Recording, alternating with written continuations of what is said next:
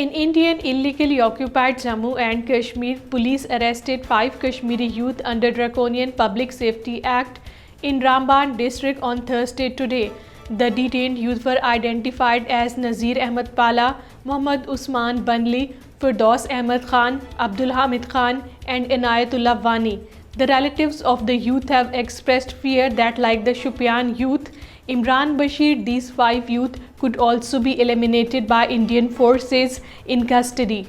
UN Chief Antonio Guterres chided India during a visit over its human rights record, which critics say has regressed under Hindutva-inspired Prime Minister Narendra Modi. Citing Gandhi and Jawaharlal Nehru, Guterres said that their values need to be guarded by condemning hate speech unequivocally.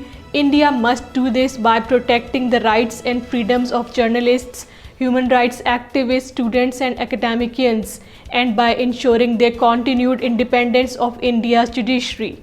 One person was injured and around 50 sheep and goats besides 3 horses perished due to lightning strike and thunderstorm in upper areas of Rajouri district on Thursday. The injured person has been identified as Mohammad Junaid. The incident took place in Badi Behak Shadra Top in Thana Mandi area of Rajouri district. Legal fraternity in Indian illegally occupied Jammu and Kashmir on Thursday expressed surprise over its remarks that the Indian authorities cannot play with the life of Kashmiri people by unscientific dumping and disposal of wastes in occupied Jammu and Kashmir.